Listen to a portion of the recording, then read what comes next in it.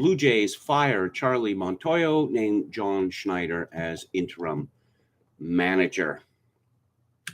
Expected to be one of the best teams in the American League this season, the Jays currently sit at 46 wins and 42 losses, half a game ahead of the Seattle Mariners for the final wild card spot, and a game and a half behind the Tampa Bay Rays, who hold the first wild card.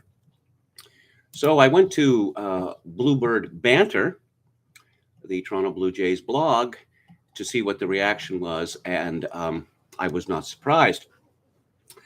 Ken Rosenthal is telling us that the Jays have fired Charlie Montoyo, doing this a couple of days after he was at the funeral of Mark Budzinski's daughter. Seems overly mean to me, but I guess that's life in the big leagues.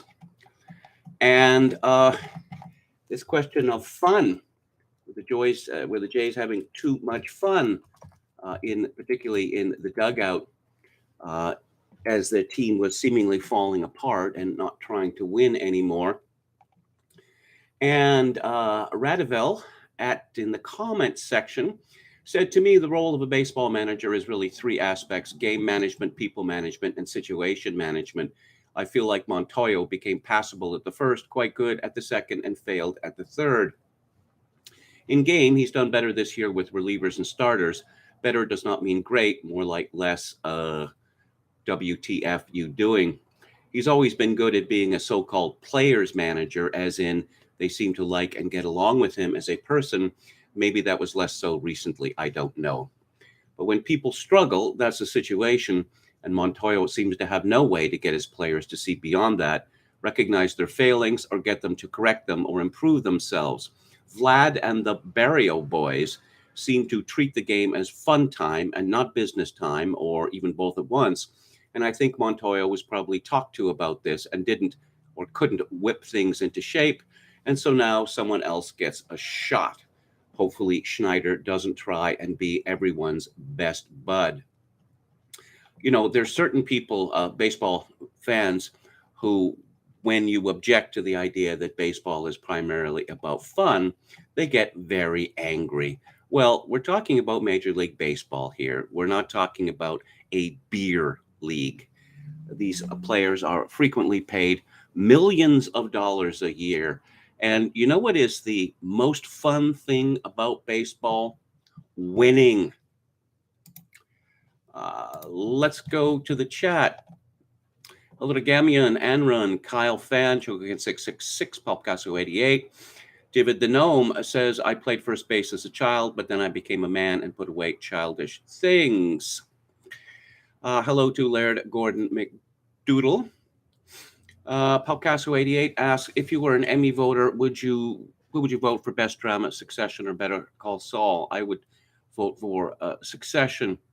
But of course, Succession has the same problems as all these multi-season dramas do, in that there's a fair amount of spinning their wheels, because there simply has to be, they're filming the fourth season of Succession now. I would think that the show is going to end with Brian Cox's character, Logan Roy, dying. Could be wrong. That would seem to be the ultimate end. Chogokin 666 says, I don't like Trump, but I hope he serves a second term just for the level of butthurt it would produce. Hauper, hello, says, was KMG saying the Blue Jays were terrible yesterday? They're over 500, yes. And before yesterday, when they won 4-3, they had gone 1-9. And just, as I say, a deplorable lack of focus on the field. Palcasso 88 says, Beer League starring Artie Lang and Ralph Macchio. Hello to G's Histal. Halper says they're stuck in the stacked AL East division. Yeah, people always say that about the Jays. All the other teams in the AL East are in that stacked division as well. One of them has to win. Head McNeck says, Kevin, you were right. I landed at Heathrow at 6:30 a.m. and didn't secure my luggage until 5 p.m. Wasted a whole day of vacation. I'm very sorry to hear that. Oscar Toe says TV series seem to be a lot of filler. Hello to Matty D, who says my Mariners smashed the Jays this week. Don't seem to be a lot of baseball fans in Seattle, and I know it's enraging to a lot of Mariners fans that whenever the Jays play in Seattle, there seem to be as many or more Jays fans than Mariners fans. Halper says small sample size, Kevin. All these sports leagues are super woke. Why are you still interested in them? Says Ann Run. I don't know. I decided not to watch the Jays last year because of this, and I thought, I don't know, is that a petty thing to do? Have I let politics take over my whole life? Chogokin666 says, my God, the video of those Uvalde cops milling about, smiling and chatting is infuriating. Indeed. Theater Wednesday? Kevin asks, Ann Run, I guess it's going to be, well, for this week. Ed McNeck says, we'll be changing to Gatwick for a departure. Matty D says, Seattle is a bad sports town. Well, they lost their basketball team, didn't they? But so did Vancouver. They were the Vancouver Grizzlies, because apparently we all love grizzly bears in British Columbia. That's not true. I think the Memphis Grizzlies now. Popcasso88 says, if I recall correctly, the showrunner of Succession said the plan is for the show to end after 5 seasons. HBO doesn't seem to suffer from the Showtime curse. I haven't seen Flight of the Phoenix in some time. It is a good movie. Didn't Kevin do it before? I may have years ago on Luke Ford's stream, but there is a Blu-ray, an American Blu-ray on Criterion that's come out, and I watched it yesterday. So, yeah, I felt the need to talk about it because I was so impressed. But let's talk now about the end of empire. This is a piece on Consortium News by Andrew Basevich called Imperial Detritus. The marketing of American global primacy began with a 1941 issue of Life magazine. Now, after the reckless squandering of U.S. power, it's time to focus on the more modest goal of salvaging a unified republic. There's a funny thing about the American empire. If you look at, say, the Roman Empire, certainly Spanish Empire, British Empire, and others, they worked for the benefit to enrich the home country. The American empire works in the opposite direction. A squandering of a fortune, continuous squandering of a fortune. Basevich begins, the American century is over, so claims the July 2022 cover of Harper's Magazine, adding an all too pertinent question, what's next? What indeed? 80 years after the United States embarked upon the Great Crusade of World War II, a generation after it laid claim to the status of sole superpower following the fall of the Berlin Wall, and 2 decades after the global war on terror was to remove any lingering doubts about who calls the shots on planet Earth, the question could hardly be more timely. Empire Burlesque, Daniel Bessner's Harper's cover story, provides a useful, if preliminary, answer to a question most members of our political class, preoccupied with other matters, would prefer to ignore. Yet the title of the essay contains a touch of genius, capturing as it does in a single concise phrase the essence of the American century in its waning days. On the one hand, given America's freewheeling penchant for using force to impose its claimed prerogatives abroad, the imperial nature of the American project has become self-evident. When the U.S. invades and occupies distant lands or subjects them to punishment, concepts like freedom, democracy, and human rights rarely figure as more than afterthoughts.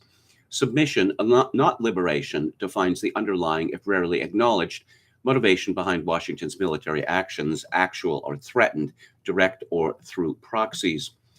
On the other hand, the reckless squandering of American power in recent decades suggests that those who preside over the American imperium are either stunningly incompetent or simply mad as hatters.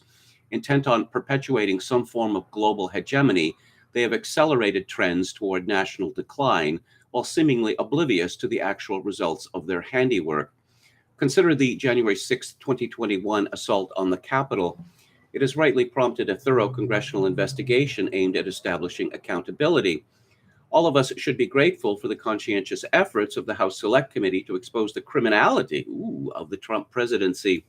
Meanwhile, however, the trillions of dollars wasted and the hundreds of thousands of lives lost during our post 9/11 wars have been essentially written off as the cost of doing business.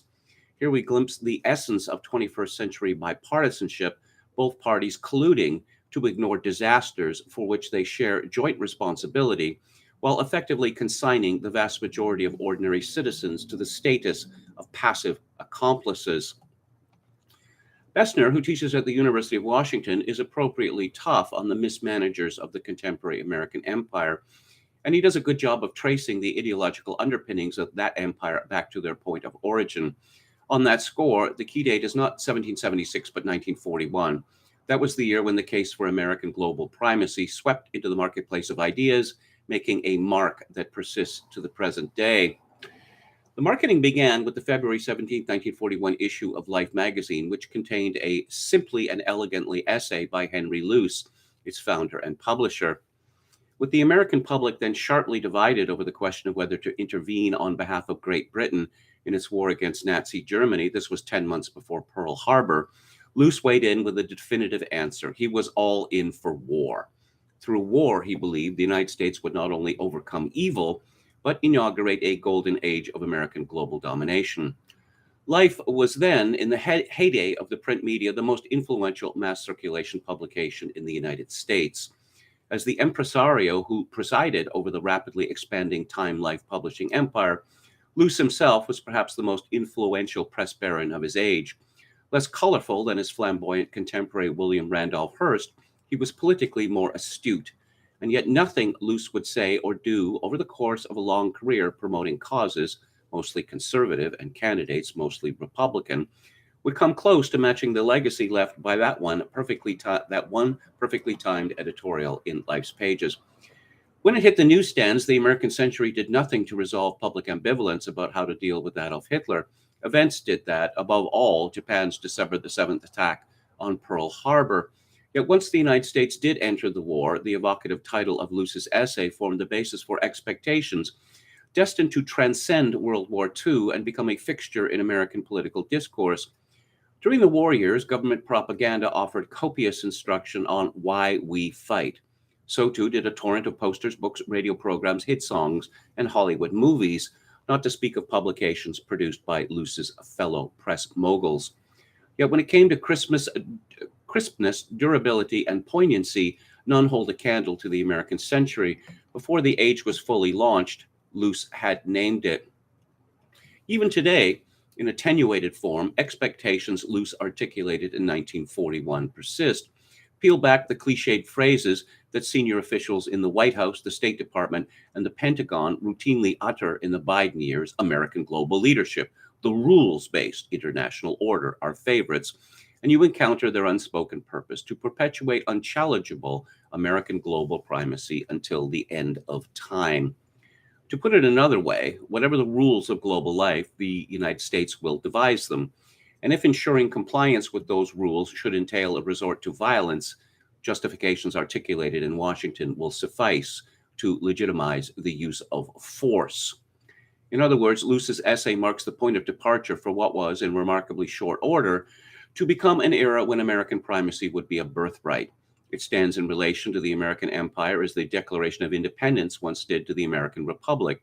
It remains the text, even if some of its breathtakingly bombastic passages are now difficult to read with a straight face.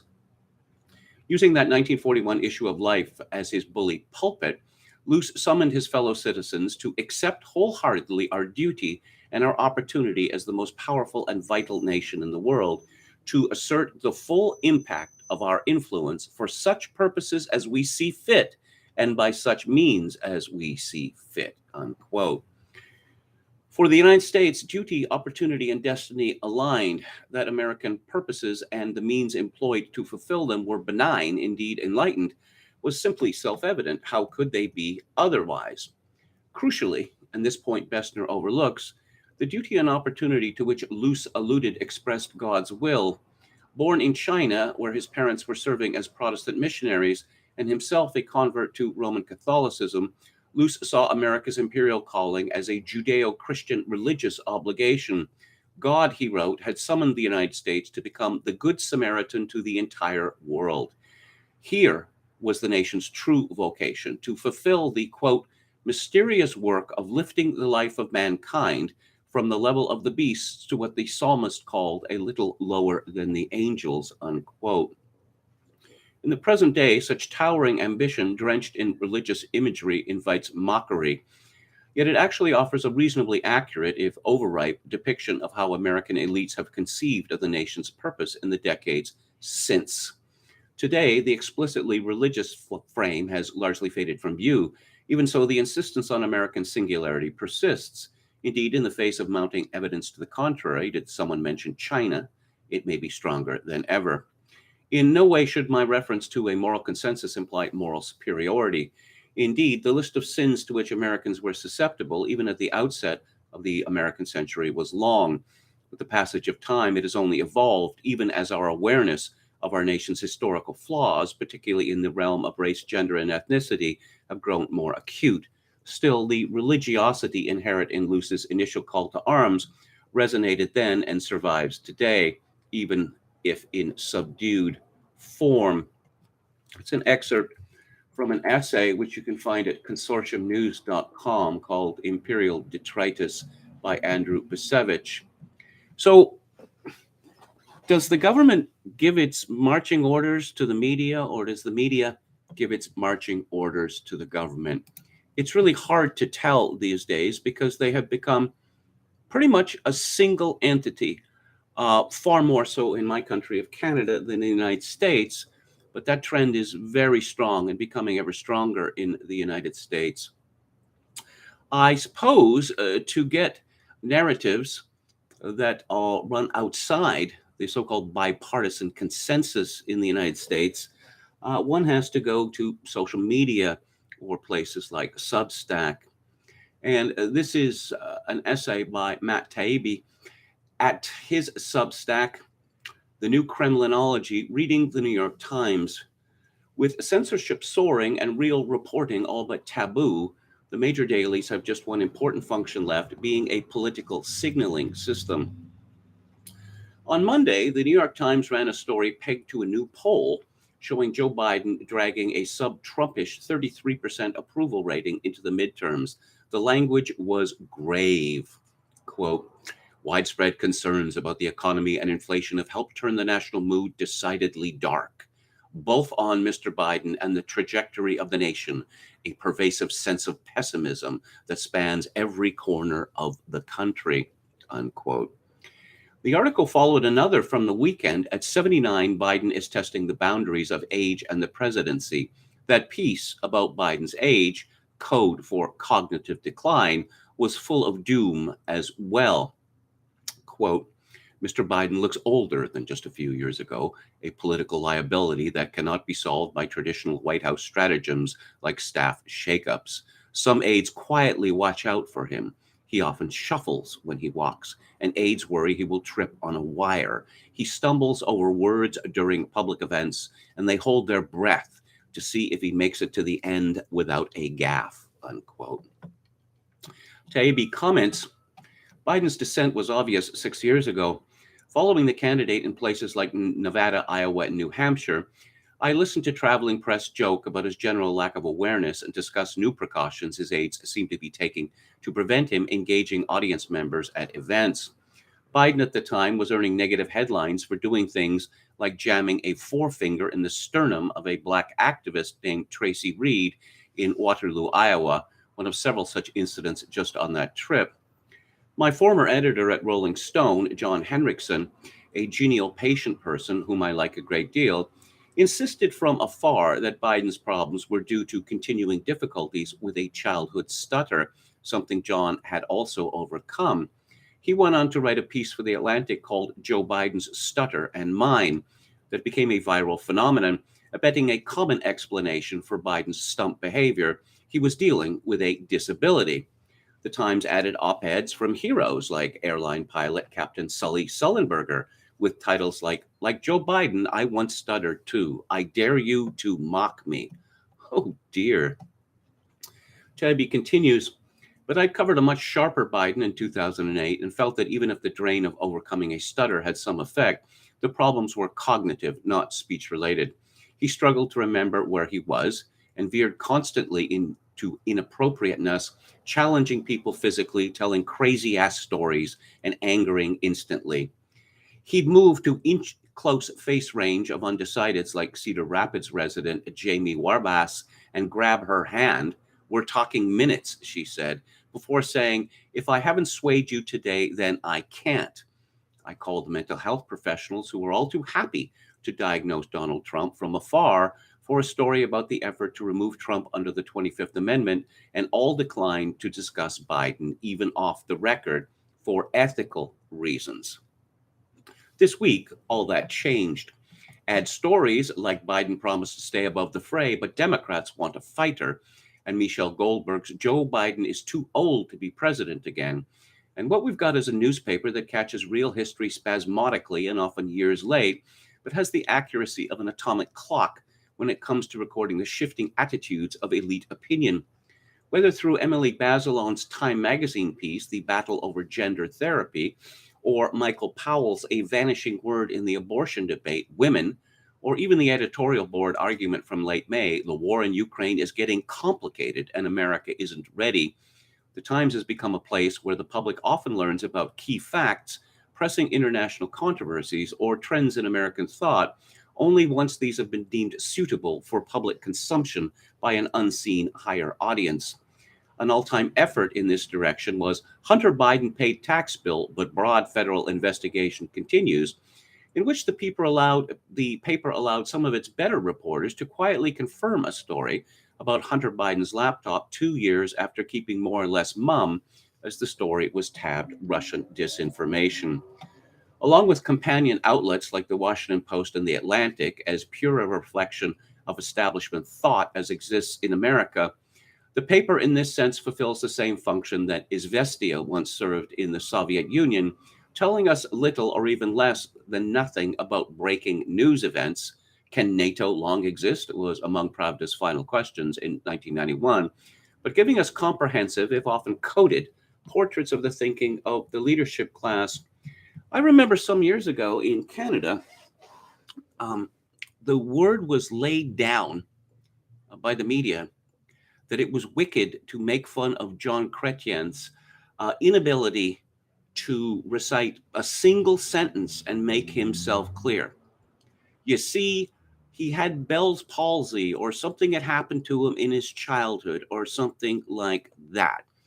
Well, that may be, and that is certainly unfortunate, but again, it strikes me, Justin Trudeau boasting about how he can't add 13 and 14 to make 27. That if you are that, cognitively, how would I say, lacking, then maybe you shouldn't be prime minister or president of the United States. Speaking about American empire, it's kind of a shocker from Mediaite. Former Trump National Security Advisor John Bolton said rather nonchalantly on CNN that he has helped plan coups d'etat in the past during a conversation with Jake Tapper about the January 6th attack at the U.S. Capitol. Bolton appeared on the lead after Tuesday's hearing and said that the events at the Capitol were terrible and directly inspired by Donald Trump. He added that nothing Trump has done since January 6th is defensible either, but told Tapper that he doesn't believe it was a coup. None of it is defensible, Bolton said. It's also a mistake, as some people have said, including on the committee, the commentators, that somehow this was a carefully planned coup d'etat aimed at the Constitution. That's not the way Donald Trump does things. He said, you have to understand that Trump rambles from one thing to another, one plan that falls through and another comes up, suggesting that it's beyond Trump's capacity to craft any grand scheme. It's not an attack on our democracy. It's Donald Trump looking out for Donald Trump. He said it's a once-in-a-lifetime occurrence. Tapper objected to that characterization. And Bolton, in turn, said, I disagree with that. As somebody who has helped plan coups d'etat, not here, but other places, it takes a lot of work. And that's not what he did. It was just stumbling around from one idea to another. This story is shocking, not because it's true, but because the media pretends that it's shocking. How many coups in foreign lands has the United States been behind? Off the top of my head, well, there's Guatemala and Iran, well, twice.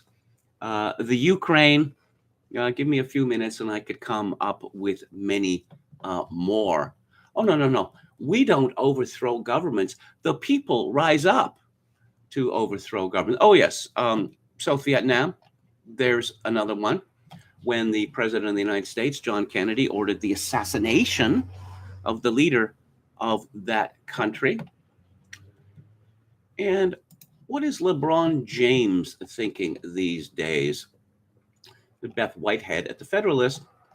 LeBron James thinks the U.S. has not done enough for Brittany Griner, who pleaded guilty last week to charges of drug possession after her arrest in a Russian airport, with the Lakers star saying that if he were in her shoes, he would be reconsidering coming back to America. Now, how can she feel like America has her back? James said in a trailer for HBO's The Shop. I would be feeling like, do I even want to go back to America? Griner was arrested in February after officials found vape canisters with cannabis oil in her luggage at a Moscow airport. James's dig at the U.S. comes after Griner received a response last week from President Joe Biden to the letter she sent him over July the 4th, voicing fears that she would never leave Russia, according to The Guardian. A Black Lives Matter supporter and a vocal critic of the Rittenhouse acquittal and police, James doesn't keep his political views quiet. And though he claimed after pushback Tuesday that he wasn't knocking our beautiful country with his Griner comments, it's actually communist China that James never has anything bad to say about.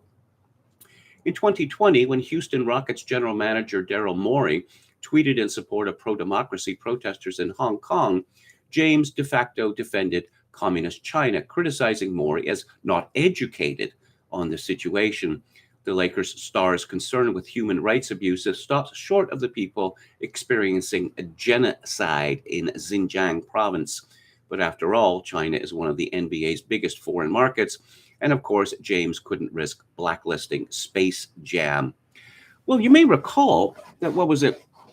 Was it 2 years ago that LeBron James said in an interview or tweeted that every black male in the country is terrified of being shot to death by the police every time he leaves his residence, which is one of the most foolish things I've ever heard.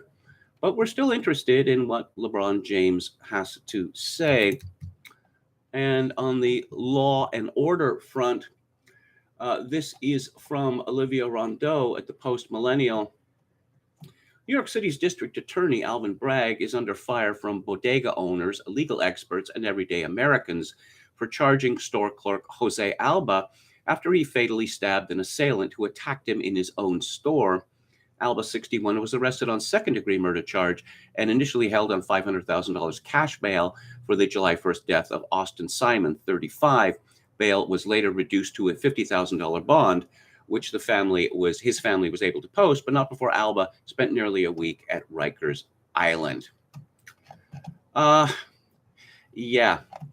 And we have a comment on this from, again, the Federalist. This time, L. Reynolds, or Ellie, I don't know how it's pronounced. The left is doing its best to make self-defense a crime. A fearless citizen with the will and means to defend himself is a threat to left-wing bureaucrats who want to boss him around. The same left-wing prosecutors who let rioting run rampant and let repeat offenders out on low bail also want to make it difficult for you to defend yourself. It's really hard to look at the activities of the district attorney of New York without coming to the conclusion that he is on the side of the criminals and actively against those people who are in opposition to the criminals. And in a sad story, which might be regarded as the coda of the civil rights movement, this is from Lee Brown at the New York Post. Shocking video footage has emerged of a young child repeatedly hitting a Minnesota cop who was there to arrest a murder suspect, calling the officer a bitch and telling his colleague to shut the F up. The clip, revealed by Alpha News, was filmed last week in St. Paul, a city that saw widespread rioting after the nearby police murder of George Floyd and manslaughter of motorist Dante Wright. "Shut up, bitch," screamed the young child, who appeared to be only a few years old and wearing just underwear while standing in the street, while an even younger child in a diaper just behind him. He then strode up and hit one of them, repeating, "Shut up, bitch." "Shut the F up," the kid then screams at the other officer, who was wearing a Bureau of Alcohol, Tobacco, Firearms, and Explosives vest, telling him his work boots are those ugly ass church shoes. I should mention that this child is also barefoot. The youngster hits one of the cops at least 3 more times in the 30-second clip, even as the officers, who remained calm throughout, start walking away. One bystander can be heard encouraging the children and calling out that one of the officers was an Oreo head, a slur suggesting a black person is acting white. Yes. Again, a sad coda to the civil rights movement. Gamion says feral children running wild in the hood. Chogokin 666 says these demons will cause mayhem and then die young or go to prison. Jibba the Gnome says been rooting for the bodega man. The vast majority of mayhem committed in the United States is committed by, well, youths aged 15 to 25 years old.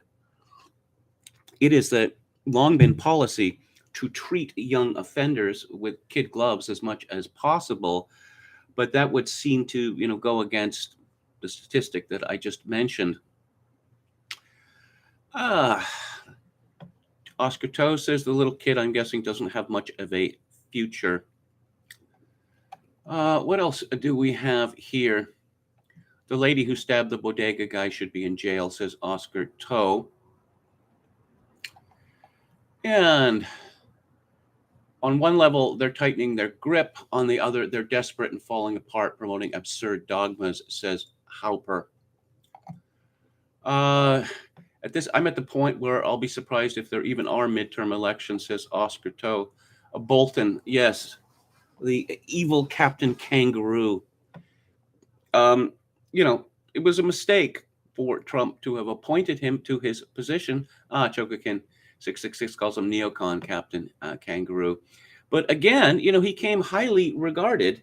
And as I've said, it's not like you can just drag in people off the street to do these jobs. Sometimes I get the impression that maybe they would actually do a better job. I talked about vaccines and myocarditis yesterday on the show, Terror Destroyer. Convert the nation into a party monopoly through immigration, says Halper. Well, that's certainly what's happened in California, and that process is well underway in Texas. John Pilger is quoted by Terror Destroyer. The new rulers of Cambodia call 1975 year zero the dawn of an age in which there will be no families. And somehow this was blamed on Richard Nixon. Yeah. Ugly as a teenage millionaire from David Bowie. I love that phrase. And let's get back to hardest working man in New York City, Lena Dunham's rickshaw driver, jokes Palpicasso 88.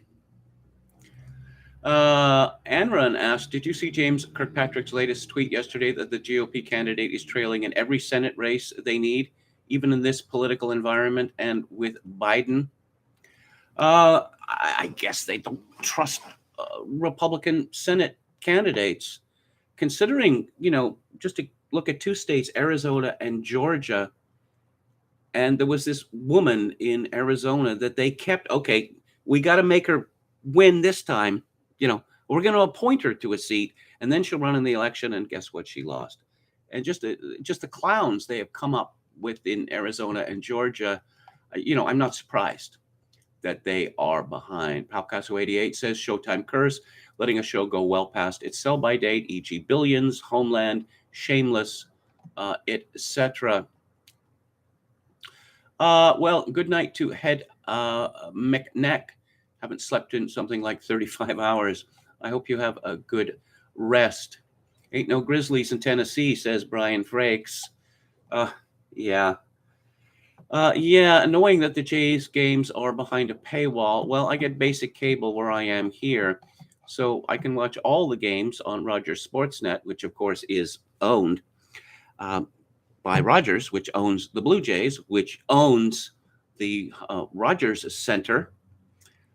vertical marketing there. But there was a game over the weekend that I couldn't see because it was exclusive to Apple. And I'm not going to sign on to Apple anything just so I can watch a ball game. I fear that if I signed on to Apple anything, Apple would be spying on me for the rest of my life.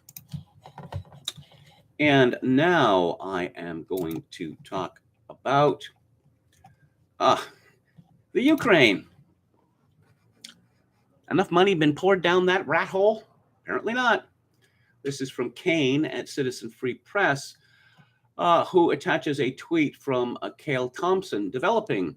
The U.S. announces another $1.7 billion in aid to Ukraine. The money is for humanitarian purposes, intended to support the salaries of hospital workers as the nation reels from the ravages of war. Yeah, it's never enough. They want $750 billion. How much would be left after the oligarchs and the PR spivs take their share? A third of that, maybe? And let's take a look at antiwar.com. Pentagon watchdog says Ukraine aid oversight hindered. There's a shocker. Iran responds to U.S. claim that it's preparing to send drones to Russia. U.S. may resume offensive arms sales to Saudis. You see what they did there? U.S. warns China it will defend the Philippines. U.S. to open new embassies, increase aid in Pacific to counter China. According to France, there's just a few weeks left to save Iran deal. U.S. claims ISIS leader killed in Syria drone strike. SAS unit repeatedly killed Afghan detainees, BBC finds. I'm not shocked by that sort of story. I'm sure it became evident to a great many of the soldiers serving in Afghanistan that the only way that they would win that war is through genocide.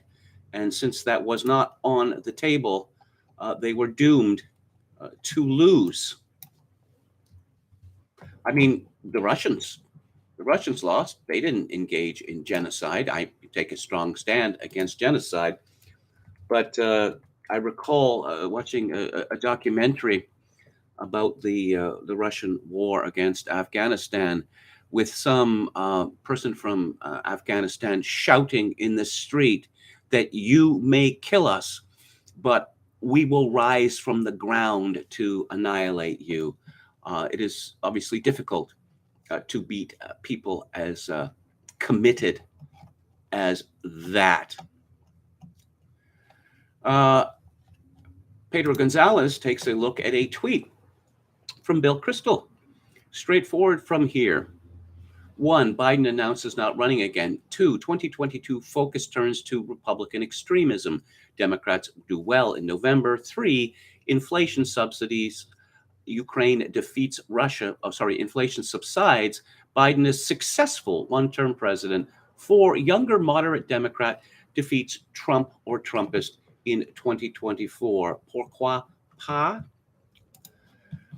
Pedro Gonzalez comments, I'm once again calling for a law making neoconservatism illegal at best and a certifiable mental illness at least. Yes, indeed. Arta Moini comments on Kristol, who takes this guy seriously? There are toddlers with better grasp of reality, no offense to the toddlers, completely out of touch and delusional and has been for decades, except many have died for his delusions. More from Pedro Gonzalez. John Bolton is so arrogant that he nonchalantly admitted liberal interventionists do what they want on foreign policy, regardless of who is in the White House. When it backfires, as it has with Russia v. Ukraine, well, that just means they need to try harder. Yes, it's rather similar to Marxism in that respect.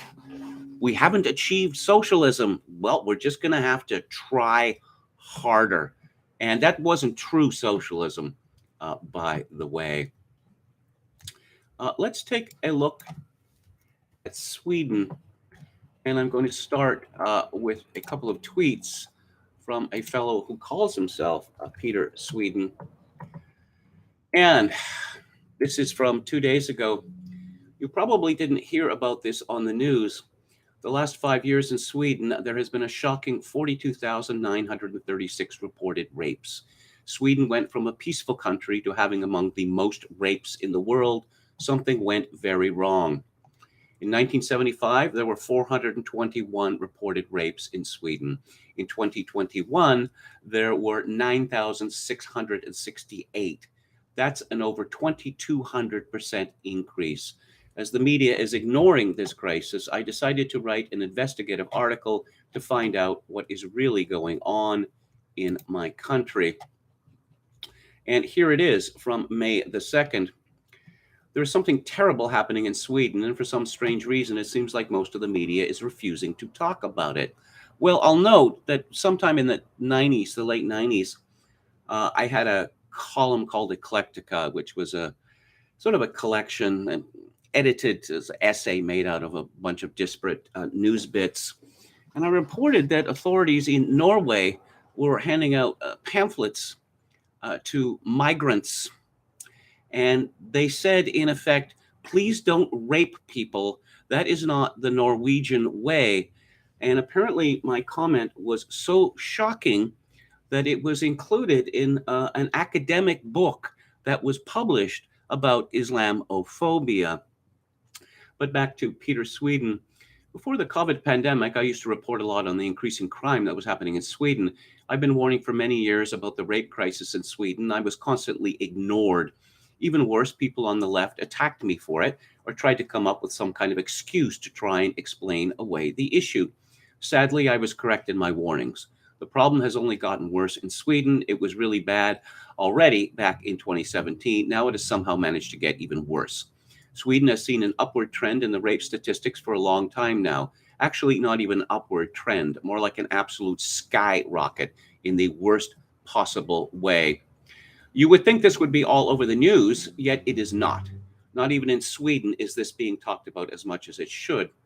Sweden brands itself as a feminist country where they care about women's rights, but this disaster that is mostly affecting women is being ignored. Why is that? In fact, the number of rapes in Sweden in the last 5 years might actually shock you. Now, keep in mind that Sweden is a small country with a population of only 10 million people. Now, you might have heard from people on the left claiming that Sweden changed their definition of rape. Thus, they claim the situation isn't actually as bad as the statistics say compared to other countries. They say Sweden has a stricter definition of rape than other countries. Let's say that they are correct, that Sweden has a stricter definition. That doesn't change the fact that Sweden has a rape crisis, and I will show you why. In fact, after researching the statistics, I found out that things are worse off than I thought. And well, we know the reason for this. It is immigration.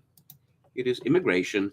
Oh, and refugee replacement from, well, the Middle East and Africa.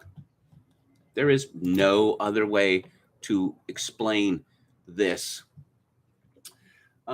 Some news from Denmark, from Peter Franklin at Unheard. In a shocking polling result, a new right-wing populist party, the Denmark Democrats, has emerged from nowhere to hit 11% of the vote. 11% is enough to put the Denmark Democrats in fourth place behind only the ruling Social Democrats, the Conservatives, and the Liberals. What makes this sudden emergence all the more extraordinary is the party's backstory. It was founded only last month by Inger Storchberg, a former member of parliament for the center-right Liberals. However, in 2021, she was impeached as a result of actions she took when she was an immigration minister in the previous Danish government. The specific issue centered on the separation of couples in refugee centers where one or both partners are minors. Found guilty, Stoltenberg was sentenced to 60 days in prison and expelled from parliament. Most, though not all, of her former party colleagues voted against her. It is also interesting to note that the new party's name echoes that of the Sweden Democrats, the populist right-wing party on the other side of the Öresund Bridge. Of course, it is too early to tell whether the Denmark Democrats will become as well established as their Swedish counterparts, but it would seem that the obituaries for Danish populism were premature. The Danish People's Party, founded in 1995, was one of the first populist parties to disrupt modern European politics. Its zenith was the 2015 general election, when it won 21% of the vote, making it the second biggest party in the Danish parliament and the biggest party in the governing coalition. But then in the 2019 general election, it crashed to 8.7% and has got weaker ever since. The party's decline has been attributed to the decision of the center-left Social Democrats to get tough on immigration. By doing so, they won back some of their traditional support and seemingly marginalized the populists. For some on the left, like Paul Embury, it was an example of how the mainstream left can win elections again, though for others it was a worrying betrayal of progressive values. Meanwhile, for complacent liberals, it was evidence that the populist surge is just a flash in the pan. But as should be clear by now, the populist threat isn't going away. Though far from invulnerable, populist parties and politicians have a habit of coming back from defeat. We've just seen that in France, where Marine Le Pen underperformed expectations in the presidential election, only to lead her party to unexpected success in the legislative elections. It is a reminder that unresolved social tensions are still gnawing away at Western democracy. Looking ahead, we cannot assume that things will get better or that they can't get worse. Well, I'll mention again that if you look at the presidential election and you look at the voters by age, you will find that the younger voters have completely rejected the status quo in French politics. It's really, really shocking.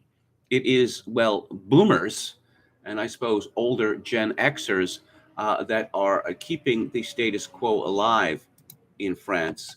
The youngsters have had their fill. The pandemic. We can stop worrying, right? No, you must not stop worrying. Perhaps you should worry even more. This is from Joseph Choi at The Hill. The World Health Organization's Director General this week issued a word of caution to countries and people who have ceased practicing COVID-19 safety measures, saying the pandemic is far from over. WHO Director General Tedros Adhanom Ghebreyesus Tuesday expressed his concerns that the international response to the coronavirus pandemic was now lagging, pointing to an observed reduction in virus surveillance and the mismanaged deployment of vaccines and treatments. Oh, it's because they were mismanaged. Oh, now I get it. Tedros said the virus is running freely and countries are not effectively managing the disease burden based on their capacity in terms of both hospitalization for acute cases and the expanding number of people with post-COVID-19 condition, often referred to as long COVID. He called on governments to reverse the recent reductions in surveillance testing and virus sequencing. New waves of the virus demonstrate again that the COVID-19 is nowhere near over. Well, yeah, influenza is nowhere near over. And somehow we have learned to live with that disease, despite the fact that it kills rather a lot of people. And more on this subject in a shocking announcement. This is John Solomon at justthenews.com. Dr. Anthony Fauci is now acknowledging what many experts have been warning for months.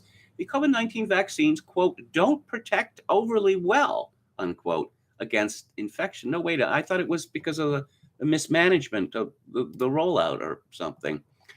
Fauci, who recently got the coronavirus despite being vaccinated and boosted, told Fox News Tuesday that the inoculations are still worth it because they clearly help prevent the virus from advancing to a more serious infection.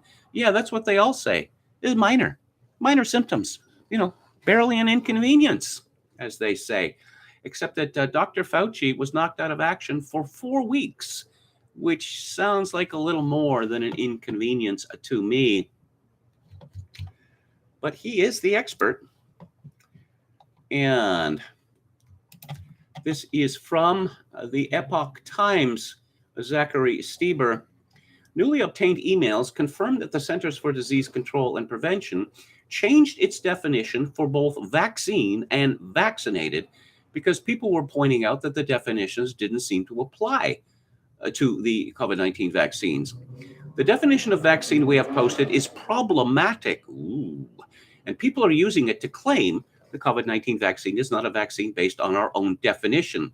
Alicia Downs, a CDC official, wrote in an email to a colleague on August the 25th, 2021. The definition is located on the CDC webpage on immunization basics.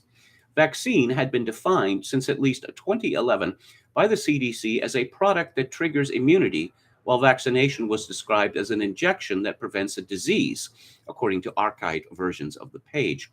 However, a flood of injuries on the definitions was triggered by the fact that the COVID-19 vaccines have been increasingly ineffective against infection by the virus that causes COVID-19, the emails show. One person wrote to the CDC, "Our question is how the CDC and the rest of the world allowed to call the shot of vaccination when it doesn't even meet your own definition." Another said, "Right-wing COVID-19 pandemic deniers are using your vaccine definition to argue that mRNA vaccines are not vaccines. The Pfizer and Moderna COVID-19 vaccines are both built on messenger RNA technology. They're two of the 3 COVID-19 vaccines available in the United States." Downs and colleagues, Alison Michelle Fisher, Cynthia Jorgensen, Valerie Morelli, are there any men that work at the CDC? And Andrew, no last name given, worked on changing the definitions for vaccine and vaccination, according to the emails. The changes were pushed through on August 31st, 2021 and September 1st, 2021, respectively.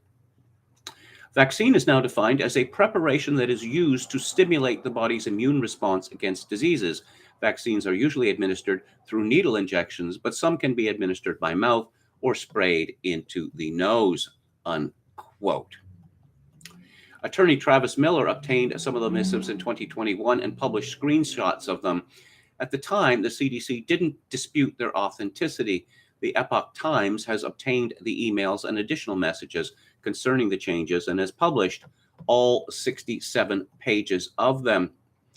The batch of emails obtained through a Freedom of Information Act request also shows that Andrew, last name unknown, a CDC employee on the agency's vaccine task force, boosted a Washington Post article that downplayed criticism of the change. I've only seen a couple of inquiries about the change to this page. I think the WAPO article explains the problem well, that people are misinterpreting immunity to mean 100% protection, Andrew wrote. Downs replied, "Thank you, Andrew. I really appreciate your response." A CDC spokesperson told the Epoch Times that the slight changes in wording haven't altered the overall definition of vaccine. Yes, okay. If you can't get the evidence, empirical evidence you desire, just change the definition. That'll do the trick. And, winter's coming. Yeah, I know it's July, but winter's coming eventually. This is by Isabella Kaminska at Unheard. Many of those who oppose lockdowns for the pandemic predicted that the policy, if normalized, could one day be taken advantage of by opportunistic political forces to deal with almost any crisis. It was, as Lord Sumption once suggested, a potential pathway to authoritarianism. If we confer despotic powers on government to deal with perils, which are an ordinary feature of human existence, we will end up doing it most or all of the time, he wrote in November 2021. Well, we are now facing just such a crisis.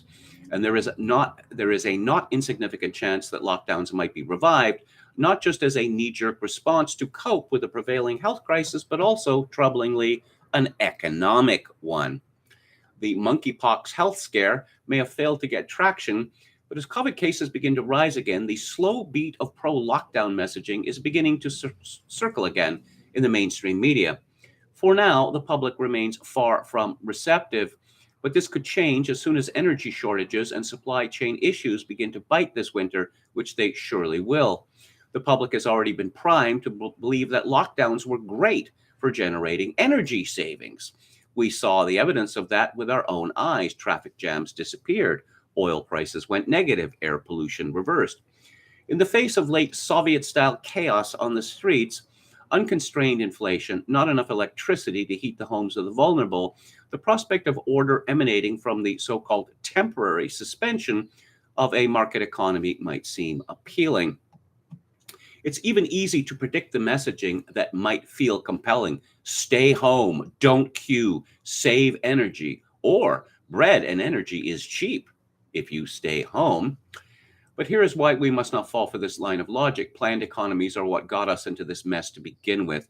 COVID, the war in Ukraine, and sanctions against Russia may have all added accelerants to the fire, but the smolders were burning ever since the 2008 global financial crisis nearly brought down the system. It's just that the consequences of papering over the flaws in the system rather than properly addressing them became visible only in late 2021. It took 70 years for the communist system to fall apart under the weight of its own capital misallocation. We've managed to achieve it in about 14 years. At the heart of the problem is the poorly thought out subsidization of negative sum business models propelled by excessive cheap money in the system. In the communist period, this sort of misdirection was the fault of state bureaucrats who had no idea about what people really wanted. This time it's being driven by deep-pocketed Western venture capitalists who became convinced that outsized rents from monopoly interests could compensate for short-term non-profitability. That's not to say the market economy is perfect or free of its own negative externalities. It definitely needs political guidance and a moral backbone to stay on course, but locking people down is not the answer. This only addresses the symptoms, not the cause. Our best path out of this mess is to keep the system as free as possible so that the people themselves can innovate their way out of trouble. Necessity, as they say, is the mother of invention. Allowing human ingenuity to thrive in a free system is our best chance to solve our economic woes. And again, this is an essay by Isabella Kaminska at Unheard. And yes, they're not giving up in Germany either. This is from Eugipius. This is the stupidest timeline. Bavarian Health Ministry plans propaganda cartoons featuring secret agent 00 Vax to explain vaccination to children, enters talks with computer game industry to feature more masked characters. Today we learn that the Bavarian Health Ministry, dismayed by the paralysis of the federal government, has decided to take the fall vaccination campaign into its own hands. There will be cartoons, there will be radio ads, there will be a new emphasis on personal responsibility. It will be terrible. Quote, radio advertising, nationwide poster campaigns, pamphlets for nursing homes, internet influencers, all part of a broad-based campaign planned by the Bavarian government to promote corona vaccination in the fall, together with hygiene regulations such as, wait for it, masks and distancing rules. The campaign will specifically address young people and children. For example, there's the planned series Mermal and Mo, of two 15-minute films in which a girl and her stuffed animal explore the immune system and the special effects of vaccinations, including Secret Agent 00 Vax.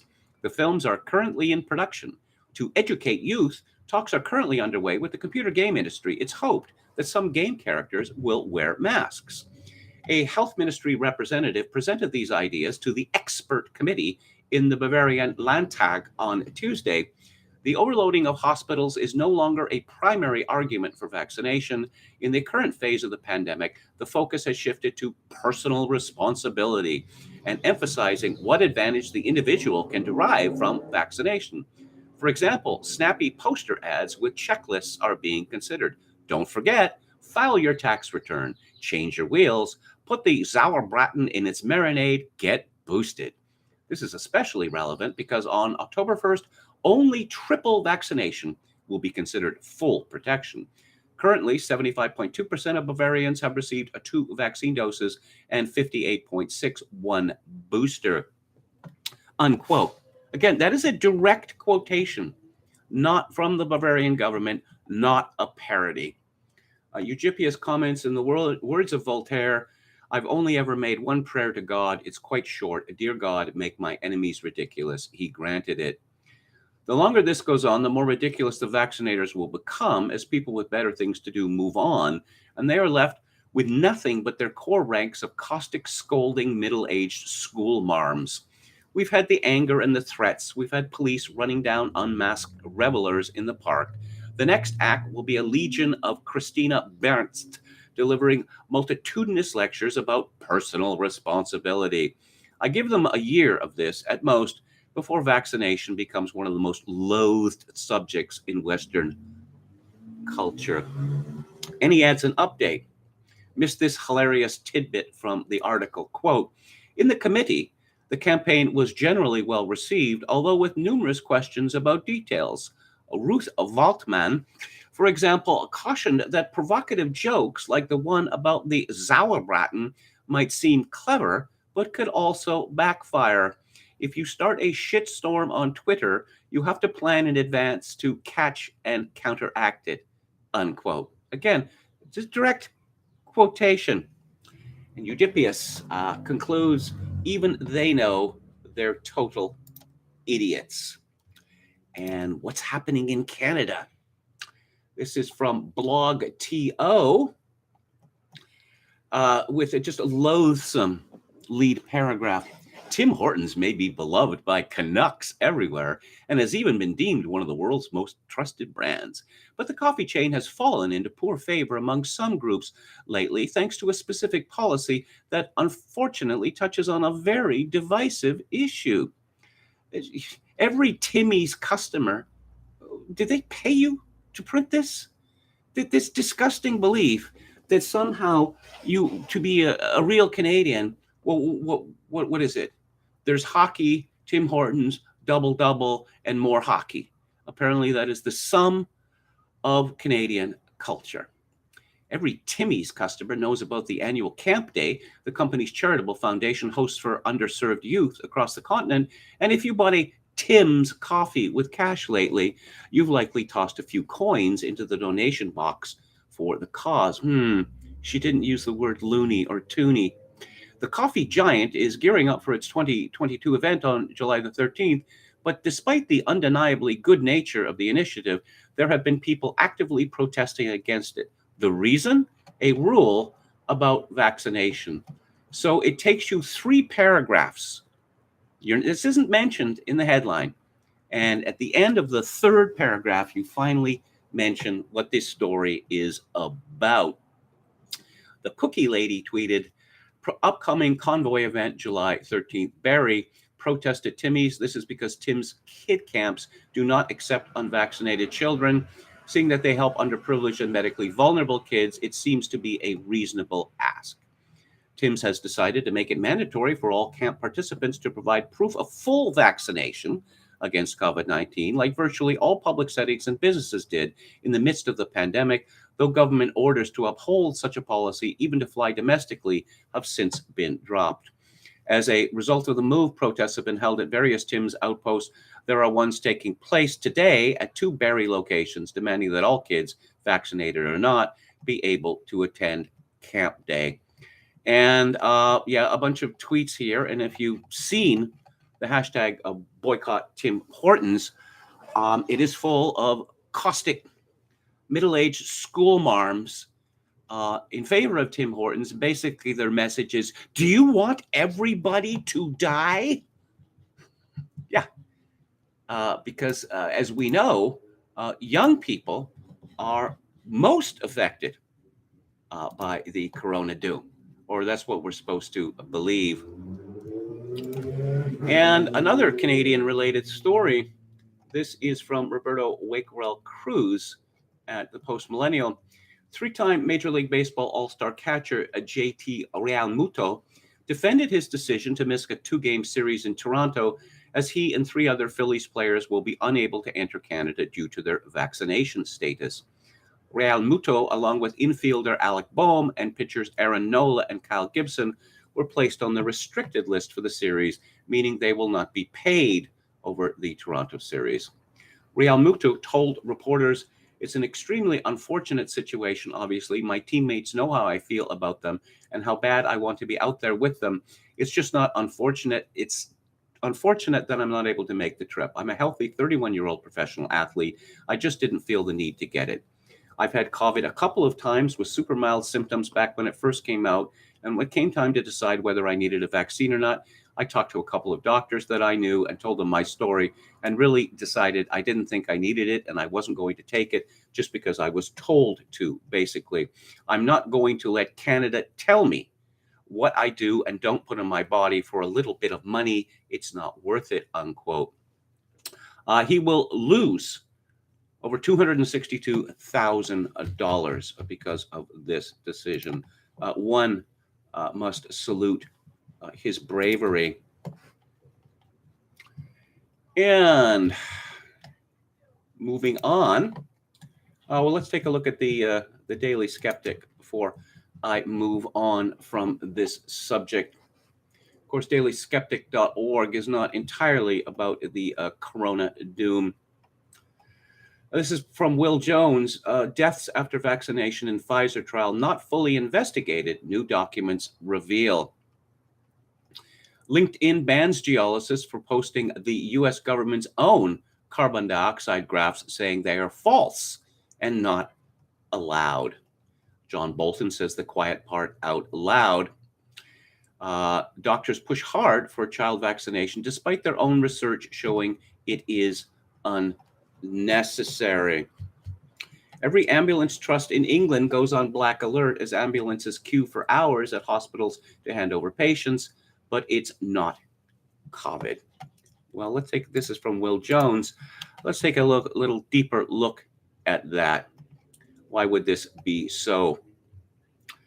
Rising COVID staff absences, the escalating heat wave, because it never previously got hot in England in July, and ongoing delays in handing over patients to A&E have heaped extra pressure on ambulance services, which were already in crisis mode.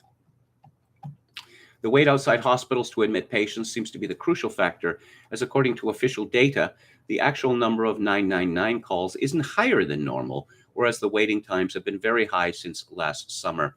This timing corresponds to when the wave of non-corona excess deaths began in the second half of 2021, a worrying trend which has resumed this spring. The long ambulance waits, despite normal numbers of calls, suggest the hospitals are lacking capacity to take patients, whether due to lack of beds or staff shortages. It seems likely this ambulance crisis is linked to the very high numbers of non-corona excess deaths that have been accumulating since last July. This all needs urgent investigation by the government. I'm not going to hold my breath waiting for any such investigation. And which country is falling apart faster? Britain or Canada? This is pretty droll. Again, from Roberto Wakewell Cruz at the Post Millennial. Environment Minister Stephen Guilbeault won't fulfill his promise to travel across Canada by train to talk about emissions due to a lack of train routes. Guilbeault announced in November he would use Via Rail trains to travel across Canada to advocate for climate action. I look forward to traveling across the country early in the new year by train to meet and discuss the best ways to implement the agenda Canadians set for us. Canadians set the crazy climate agenda, did they? With Canadians in all parts of the country. Guilbeault said at COP26 in Scotland. His ambitious plan faced challenges from the start. 5 of Canada's provincial capitals are not served by Via Rail passenger service, reports the National Post. Via Rail also reduced trips due to a lack of demand during the pandemic. Guilbeault's director of communication, Oliver Anderson, told the Post the lack of Via Rail service made them unable to bring together something that would be billed as a cross-country tour because it was not logistically feasible. Due to Via Rail's continued reduced capacity on their rail lines due to Corona, as well as train car maintenance, logistically, it was not feasible to conduct a meaningful tour this year in all parts of the country. Via Rail said in January that train departures would see a dramatic reduction in train lines that connect the Quebec City to Windsor corridor due to reduced travel caused by the rapid spreading of the Omicron variant. Train departures from Toronto to Vancouver were also reduced and now only depart twice a week. This means the minister would have to wait up to 4 days at some stops, Guilbeault's office said. So, the completion of the Transcontinental Railway is considered to be, the event that brought Canada together. This, of course, was in the 19th century, and apparently Canada is now unable to maintain a viable rail service. In Britain, of course, civil servants have said, we're not going back to work. Come on, we want you back. No, we're not going back to work. I don't want to die. And they're allowed to get away with it. They're allowed to get away with this. My understanding that half or more of Canadian civil servants have not gone back to work. They're working from home, which means watching YouTube videos and, playing with the dog and such like. Who else do we have here? Oh, people are talking about they might be giants. Okay. Anwin says, at times I feel almost as isolated as Donald Sutherland and Veronica Cartwright at the end of the 1970s invasion of the body snatchers. It is like everyone around me is a lunatic. Mass formation psychosis, they call it. And it's what, 30% of the population is supposedly susceptible to this.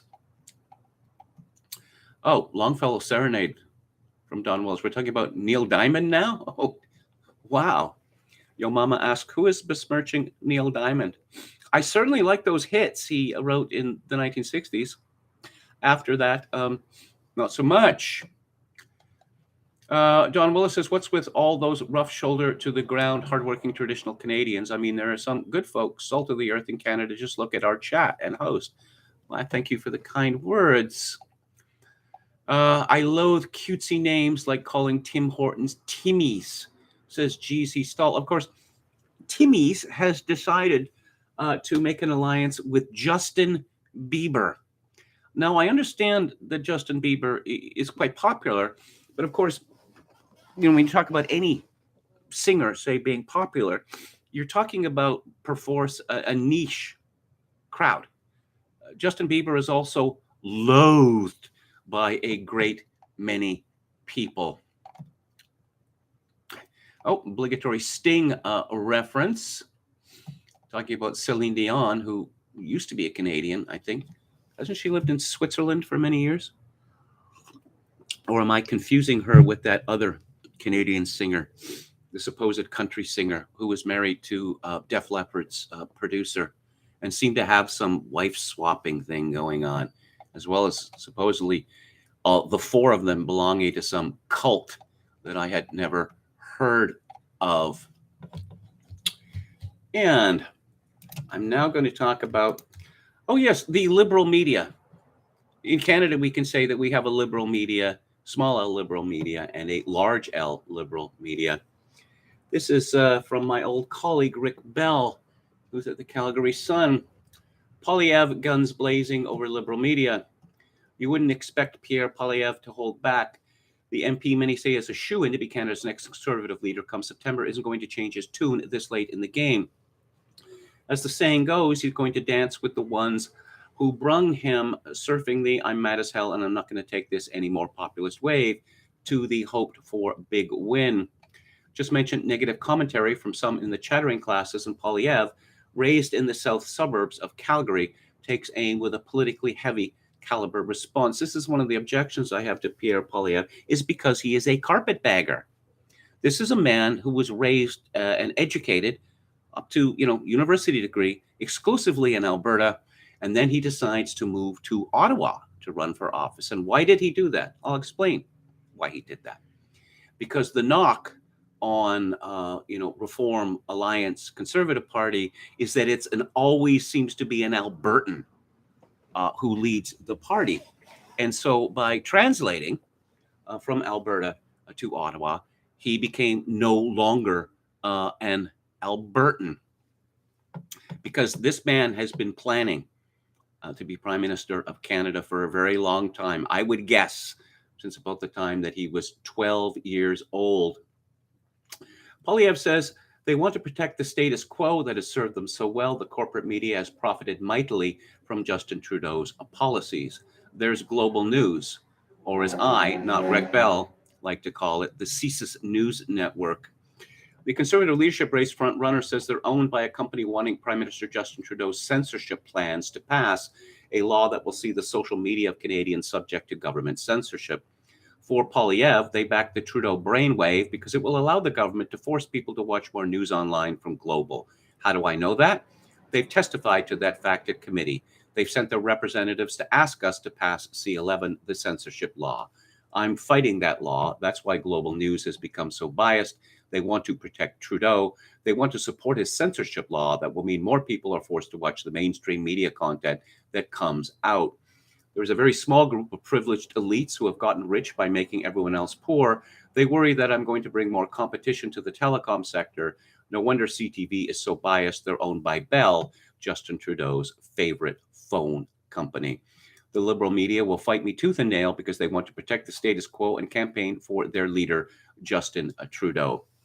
I expected it from the very beginning. The political establishment in Ottawa wants us to elect a docile, liberal light leader who they can walk all over and who will do nothing but apologize for everything we believe, unquote. Poilievre got into it directly with a Global News stenographer called Rachel Gilmore. She essentially said that he was a Nazi or close to being a Nazi, and he responded with a press release. And Rachel Gilmore responded by insinuating that he was a stalker or something like that. They certainly can dish it out, but they can't take it.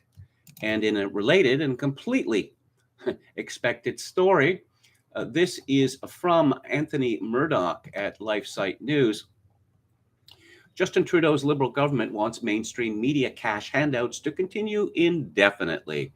According to a Blacklock's Reporter article posted this past Friday, the Department of Canadian Heritage says it's committed to providing funds to money-losing Canadian legacy media after 2024, the year a $595 million federal journalism bailout ends. The funding will continue despite a 2021 briefing note from the Heritage Department showing that the millions in government bailout money never succeed in saving mismanaged media outlets. According to David LaRose, a spokesperson for the Department of Canadian Heritage, the government is committed to supporting the long-term viability of the Canadian news sector, including through various tax measures and programs. LaRose claims that departmental officials are not aware of any imminent closures of legacy media outlets. In 2019, newspapers that ceased print production included the Canadian Jewish News, the Vancouver Courier, Ontario's Paris Star, and Manitoba's Stonewall Argus. The Paris Star and the Canadian Jewish News continue as online concerns. Halifax's Chronicle Herald fired 111 employees in 2020, despite getting $13,750 per worker in payroll rebates and tax credits. For a long time, Canada's legacy media were essentially on their own when it came to revenue. In 2021, the Trudeau Liberals gave the state-run Canadian Broadcasting Corporation $1.4 billion, which accounts for around 70% of its total revenue. And of course, as far as the CBC goes, it's been years since they've even pretended to report what we used to call both sides of the story. This is a really easy job, except for the amount of work that you're expected to, the number of stories you're expected to file, that you've got a list. Maybe you could put it on a single piece of foolscap of accredited experts and things like misinformation and disinformation and the corona doom. And you give them a call, you know already what they're going to say, but it's useful to get it from the horse's mouth. That's how it works. Or you can simply lightly rewrite a government press release. And in more, they're saying the quiet part out loud news. This is from Ashley Sadler at LifeSite News. In a Monday position paper characterizing climate change and the so-called decline of democracy as joint global crises, the World Economic Forum argued that adherence to a radical climate ideology, including measures to hike up already record-breaking gas prices, is necessary for saving democracy. Climate change and the decline of democracy are two global crises that have come to a head in recent years, wrote Colorado State University economics professor and WEF agenda contributor Edward Barbier in the July 11th article. According to Barbier, transitioning to green energy is key to both tackling climate change and creating sustainable economies. As Tara Servatius tweeted, skyrocketing gas prices isn't just some harebrained Biden idea. It's the Democrats' plan and the World Economic Forum's plan. They are dead serious. Yes, it's all part of the plan, which we learned from Repo Man. And this is, again, from the Post Millennial, this time from Christina Buttons. Senator Elizabeth Warren sounded off on pregnancy resource centers Tuesday, referring to the services they provide as a form of torture. These are health clinics that help women maintain their pregnancies. Quote, in Massachusetts right now, the crisis pregnancy centers are there to fool people who are looking for pregnancy termination help, outnumber true abortion clinics by 3-1.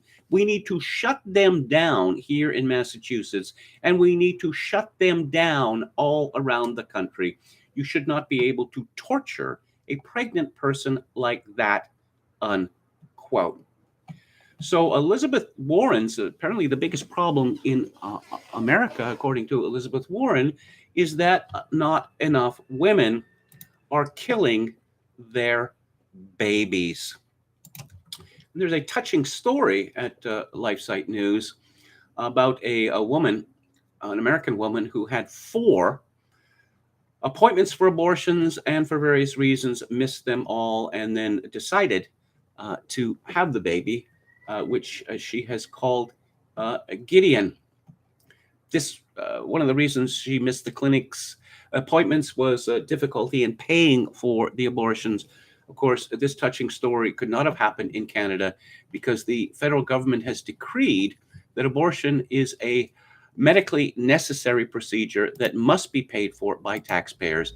To the best of my knowledge, it is the only medical procedure which is mandatory taxpayer paid. How about that? Again, priorities. Let's go back to Tainter, Joseph Tainter, and the Collapse of Complex Societies. And talking about, this is his wrap up. Evaluating this approach against 3 of the best known instances of collapse, the Western Roman Empire, the Southern Lowland Maya, and the Chacoans, yields positive results.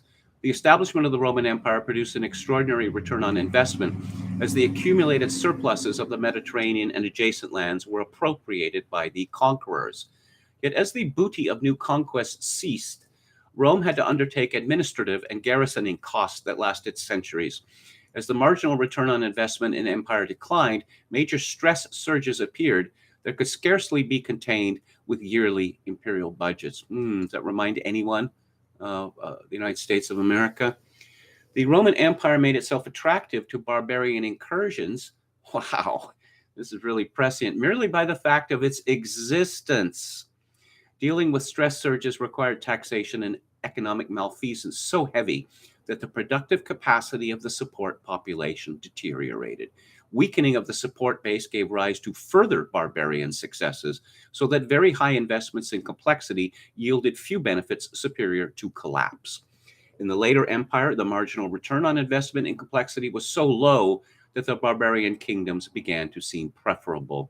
In an economic sense, they were, for the Germanic kingdoms that followed Roman rule dealt successfully with stress surges of the kind that the late empire had found overwhelming and did so at lower cost. The Maya of the southern lowlands were a demographically stressed and territorially constrained people. The requirements of management of agricultural intensification, organization for predation and defense, support of the hierarchy, and monumental construction all imposed on the Maya a costly system that brought no commensurate increase in subsistence security per capita. The health and nutritional status of the population was low and most likely due in part to the rising costs of supporting complexity.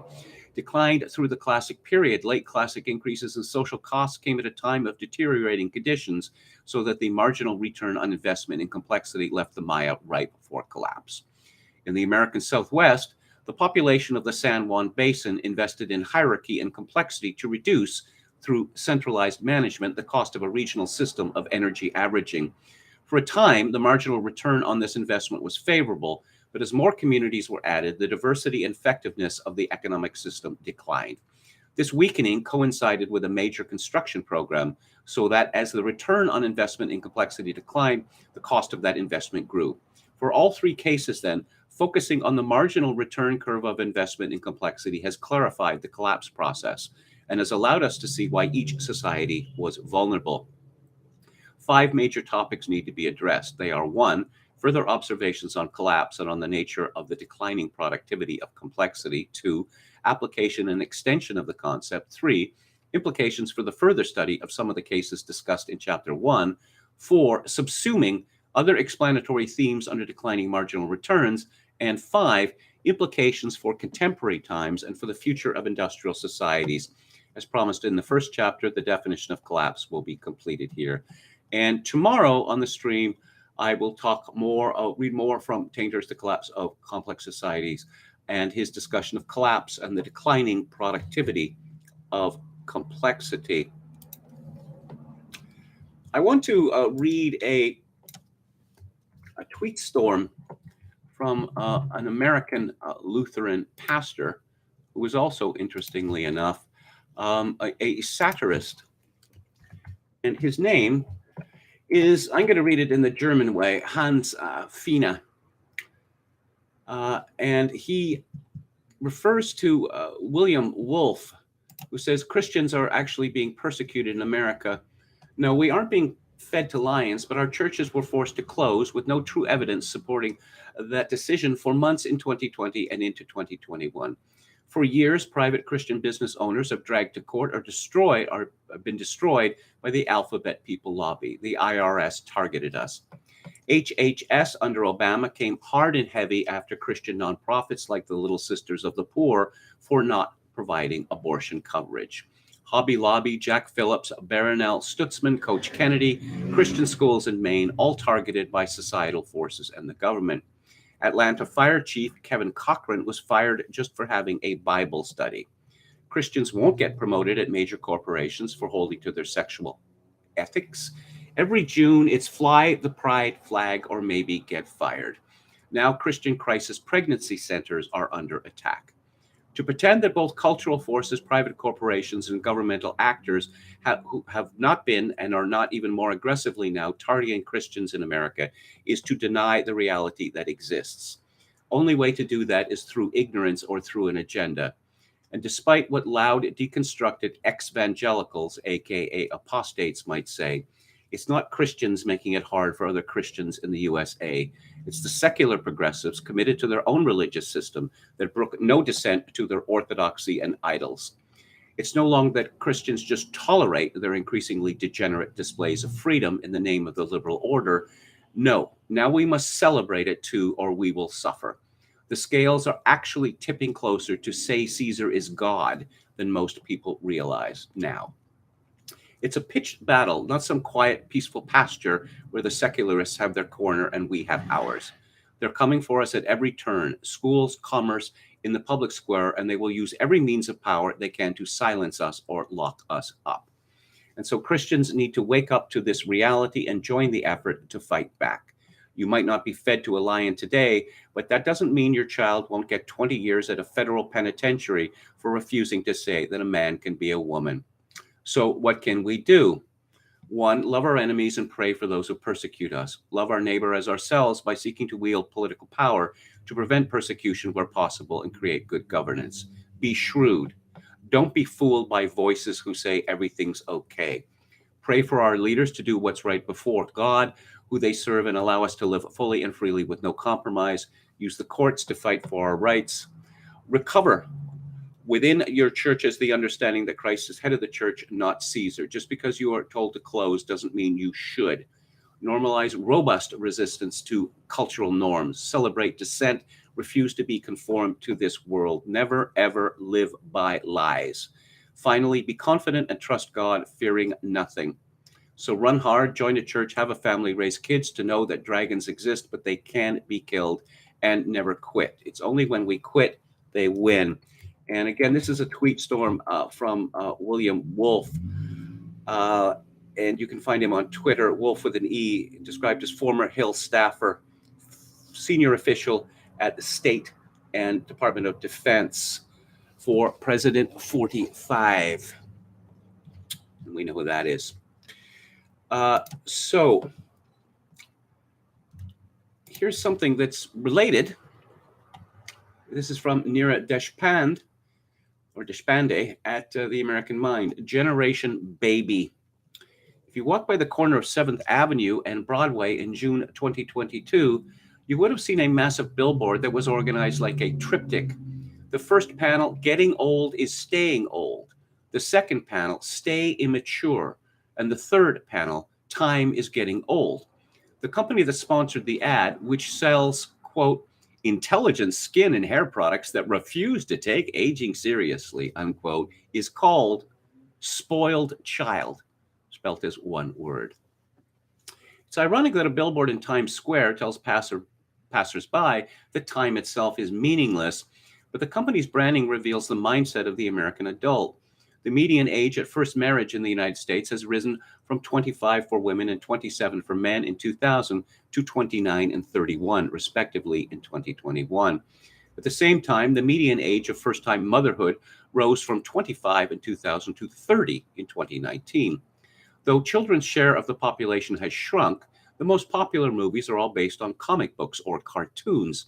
The normal tasks of day-to-day living, like doing the laundry, cooking dinner, sweeping the floor, are called adulting.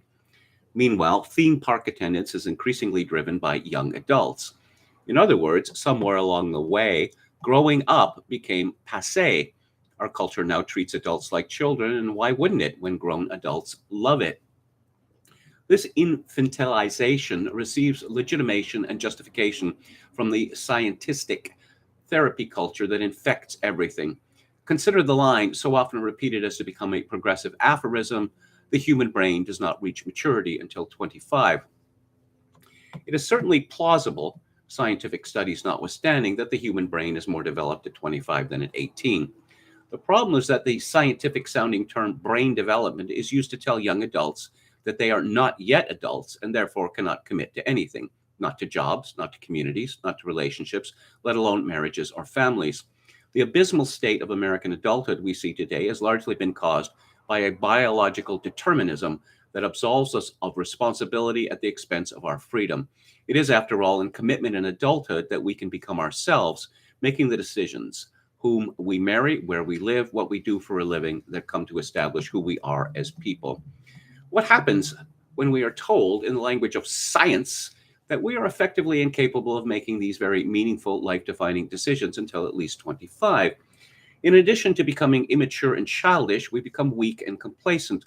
As a result, we are rendering ourselves incapable of growing up, unwilling to rely on ourselves, and increasingly dependent on external authorities to regulate our every action.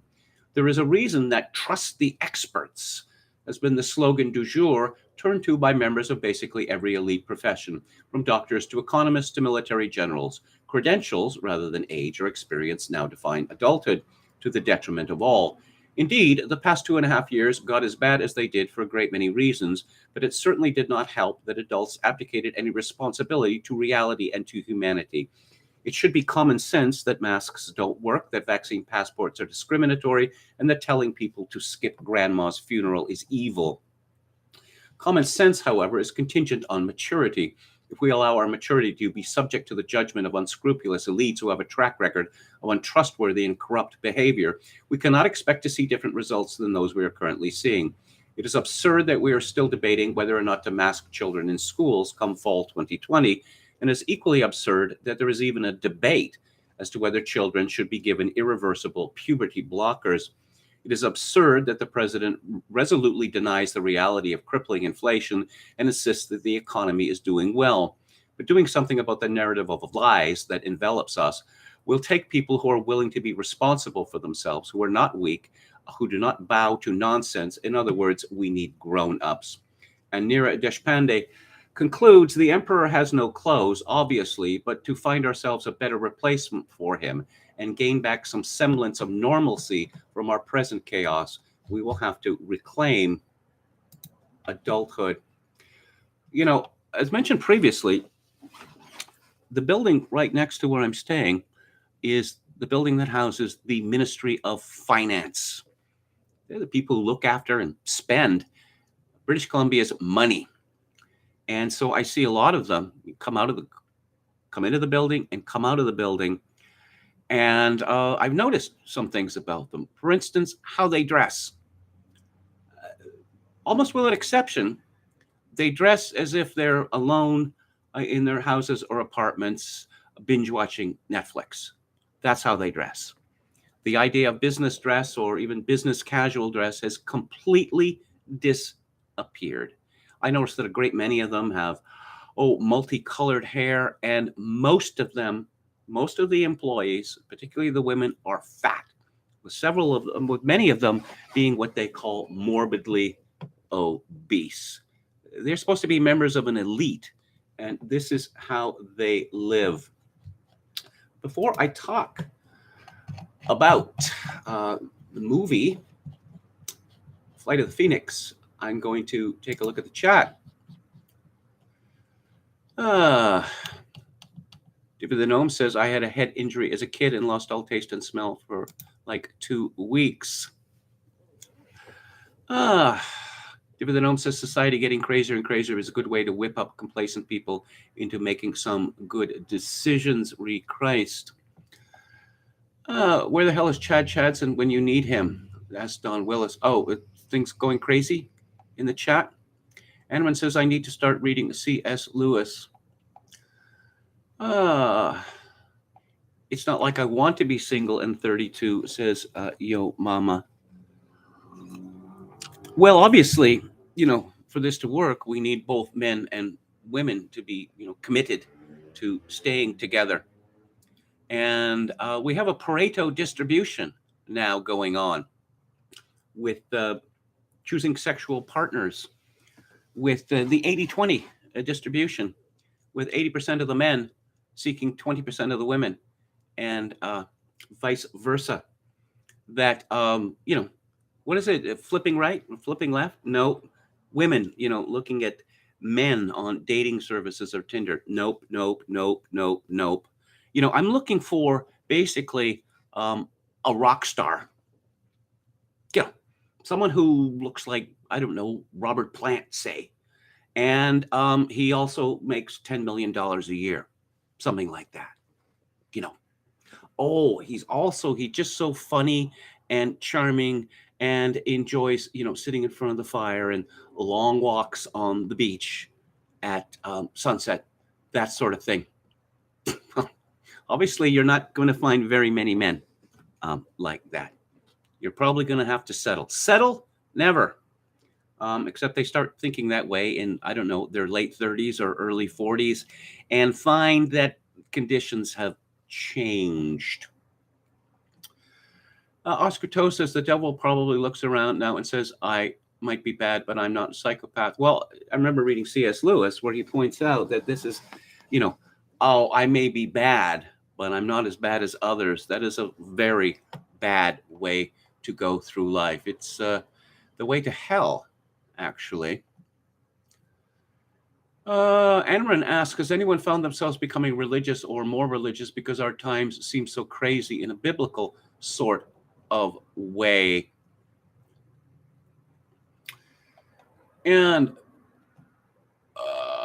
okay. People spelling out words in the chat?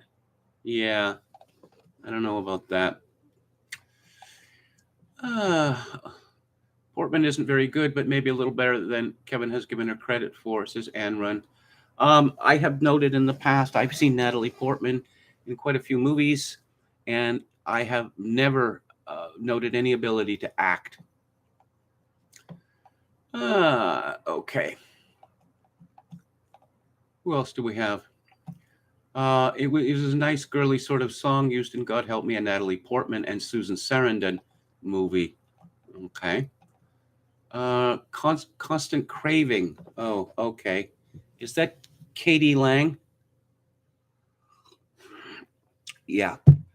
Katie Lang, not very popular in Alberta, where she's from, because of her urging Albertans basically to end the livestock industry. Not very popular.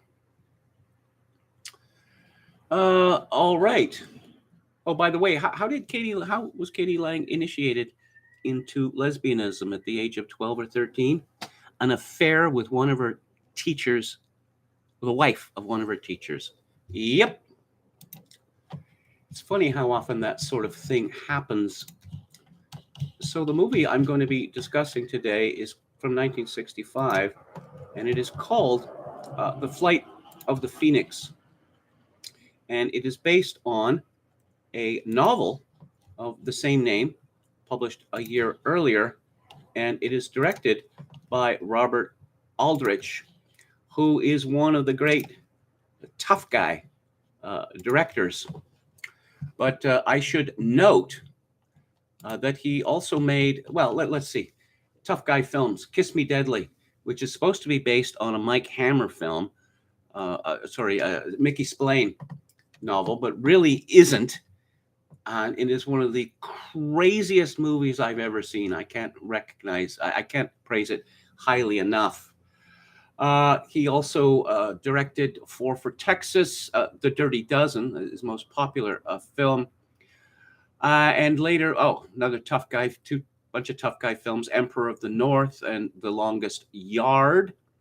But there are several movies you could call women's movies, such as Whatever Happened to Baby Jane, Hush, Hush, Sweet Charlotte, and The Killing of Sister George, which is about predatory lesbianism. It is a very strange film as well. Robert Aldrich came from a very distinguished and rich American family. He turned his back on them to get into the film business. Perhaps this is accurate to say that his family turned their back on him because he wanted to go his own way. This is a star-studded cast, The Flight of the Phoenix. James Stewart, Richard Attenborough, Hardy Kruger, who you might remember as the German soldier in Stanley Kubrick's Barry Lyndon, Peter Finch, Ernest Borgnine, Ian Bannon, Ronald Fraser, Christian Marquand, Dan Duria, George Kennedy. Strangely, I get the impression that George Kennedy's scenes must have ended up on the editing room floor because, he won an Academy Award, 2 or 3 years after this movie, and he's given very little to do. But it really is an ensemble cast, and it's a small cast because it's about a plane which crashes in the middle of the Sahara Desert, about 150 miles from anywhere. And so it is. There are no women in this film, unlike in the deplorable remake. Although one woman, the well-known dancer Barry Chase, appears in a fantasy scene. I wanted to say something about James Stewart. I'm going to read from his Wikipedia entry. Stewart became the first major American movie star to enlist in the United States Army to fight in World War II. His family had deep military roots. Both of his grandfathers fought in the Civil War, and his father had served in both the Spanish-American War and World War I. After first being rejected for low weight in November 1940, he enlisted in February 1941. An experienced amateur pilot, he reported for induction as a private in the Air Corps on March 22, 1941. Soon to be 33 years old, he was over the age limit for aviation cadet training, the normal path of commissioning for pilots, navigators, and bombardiers, and therefore applied for an Air Corps commission as both a college graduate and a licensed commercial pilot. Stewart received his commission as a second lieutenant on January 1st, 1942. So he made some documentary work for the armed forces, but he was concerned that his celebrity status would relegate him to duties behind the lines. After spending over a year training pilots at Kirtland Army Airfield in Albuquerque, New Mexico, he appealed to his commander and was sent to England as part of the 445th Bombardment Group to pilot a B-24 Liberator in November 1943, and was based initially at RAF Tibbenham before moving to RAF Old Buckenham. Stewart was promoted to major following a mission to Ludwigshafen, Germany on January 7, 1944. He was awarded the Distinguished Flying Cross for actions as deputy commander of the 2nd Bombardment Wing and the French Croix de Guerre with Palm, and the Air Medal with 3 oak leaf clusters. He was promoted to full colonel on March 29, 1945, becoming one of the few Americans to ever rise from private to colonel in only 4 years. At the beginning of June 1945, Stewart was the presiding officer of the court-martial of a pilot and navigator who accidentally bombed Zurich, Switzerland. He returned to the United States in early fall 1945. He continued to play a role in reserve of the Army Air Forces after the war and was one of the 12 founders of the Air Force Association. He would eventually transfer to the reserves of the United States Air Force in 1947. During active duty periods, he served with the Strategic Air Command and completed transition training as a pilot on the B-47 and B-52. He was nominated for promotion to Brigadier General in February 1957. However, his promotion was initially opposed by Senator Margaret Chase Smith, who was famously a nutcase. He was promoted to Brigadier General in 1959. During the Vietnam War, he flew as a non-duty observer in a B-52 on an arc-light bombing mission in February 1966. Upon his retirement, he was awarded the United States Air Force Distinguished Service Medal. He campaigned to be in Aldrich's film, The Flight of the Phoenix. And it's a very interesting role for Jimmy Stewart because he's too old to play a leading man. In fact, Alfred Hitchcock blamed the commercial failure of Vertigo on Stewart personally, saying that he should have known that he was too old to play the part. Well, I disagree, like many others.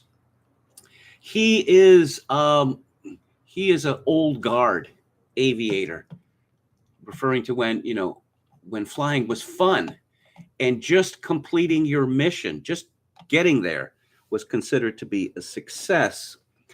He's working for an oil company, Aramco, it's called, and this seems to be not a first-rate organization.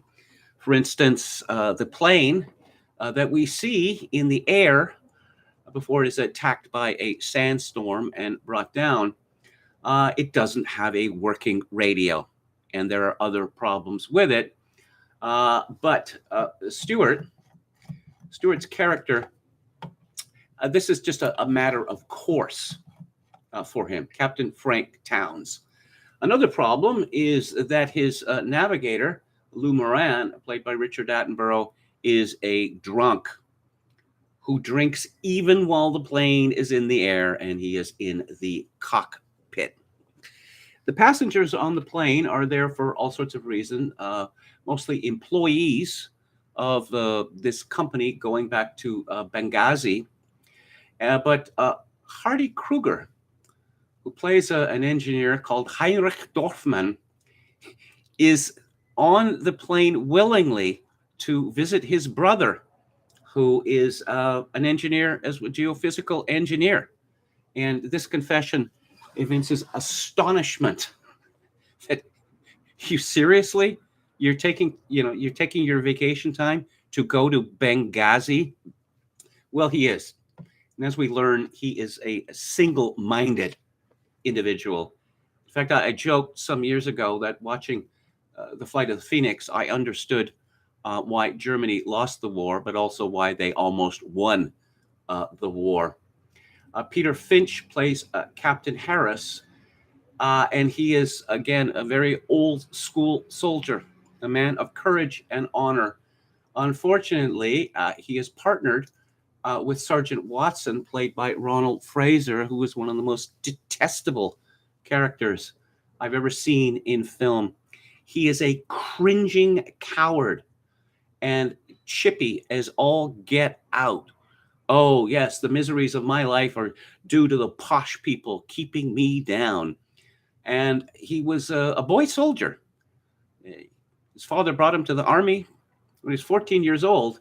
Now, that was about 30 years ago. And he's asked, okay, if you hate the army so much, why are you still in the army? The great Ian Bannon, who was nominated for the Academy Award for Best Supporting Actor, plays a character named Crow, who everyone calls Ratbags, I suppose because of his relentless cynicism. Christian Marquand plays Dr. Renault, who is a very kind doctor. The former movie-heavy Dan Daria plays a very meek character named Standish. I think I mentioned this when I talked about Fritz Lang's Scarlet Street. It's a remarkable thing in movie history that Dan Daria starred in many movies where he was slapping women around. And as a result of this, he got an enormous amount of fan mail from women. And Gabriele Tinti plays Gabrielle Escanati, who is grievously wounded in the crash. Several of the passengers are killed. His leg is crushed, and throughout the movie, he dies to death. He's dying slowly and horribly. There is water for about 11 days, and they're going to have to eke that out and try to make more water by distilling something else. And so what to do? Wait for rescue? The sun, of course, is absolutely pitiless, and there are constant sandstorms. And of course, we have a cross-section of races and class, or various ethnicities and classes, and everyone is getting on everyone else's nerves. Well, to put it mildly, Ernest Borgnine, Trucker Cobb, is mad, and he's being invalidated. That's why he's on the plane. He's clearly broken even before the terror of being stranded in the desert becomes, fully apparent. And it's a fine performance by Ernest Borgnine.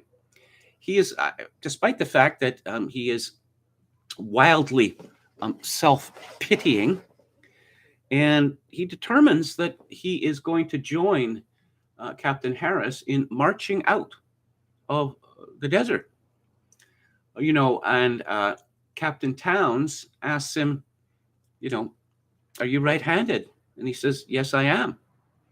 And he points out, you're going to be delivering more force to your right leg, so with the tendency to go around in a circle. And he says, well, I was trained rigorously to march equally with left and right legs.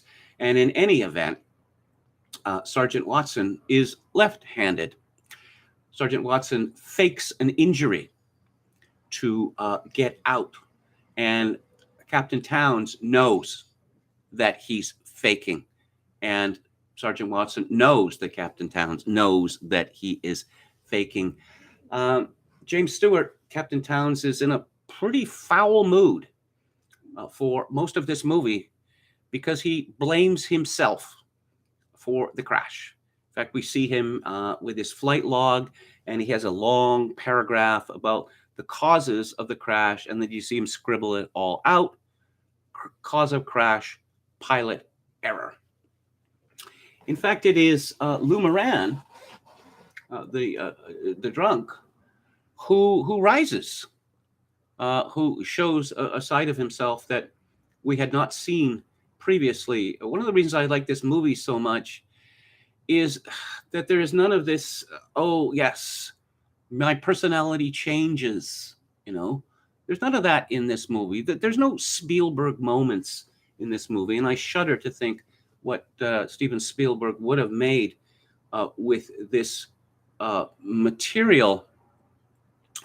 So we see Hardy Kruger, Heinrich Dorfman. Of course, Ratbags just loves saying his name, Heinrich Dorfman. He thinks it's very amusing. Captain Towns calls him a kraut. I guess he still has bad feelings over World War II. We see him with a slide rule and a notebook, and he is clearly working on something. We don't know what it is until far into the film, which is he is an aircraft designer. And he has come up with a plan, a very detailed plan, to build a new plane from the wreckage of the old plane. And Captain Towns, James Stewart, thinks this is absolutely ridiculous, but he has contempt for Dorfman because he's a slide rule man. He laments that, oh, yes, people like me are going to disappear and the world will be run by the people with the slide rules and the computers. Well, his plan, as I say, is detailed, and he seems to know what he's doing. He is an aircraft designer. And Lou Moran says, it's probably not going to work, but it will give the men something to do. It will take their minds off their inevitable painful death from dehydration. Because after several days, it's obvious that they are not going to be rescued. They don't have a radio. They are 150 miles off course. So it seems that the jig is up for them. And Dorfman, he is in charge. And he likes being in charge. But I can't say that he makes any decisions, based on, showing everybody just how much that he is in charge, except that he takes more water than has been rationed. And everyone explodes in fury when they find this out. And Dorfman confesses readily, I took the extra water. And Captain Towns thinks that he has him. And he says, why? Why did you take the extra water? He says, because I am working harder than anyone here, and I need it. And it is true. It is true. And Captain Towns says, so why didn't you just ask for it? And he says, because I knew you wouldn't give it to me.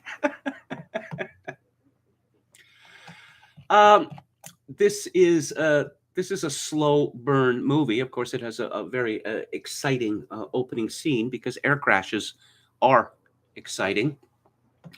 And the aerial work in this film is outstanding.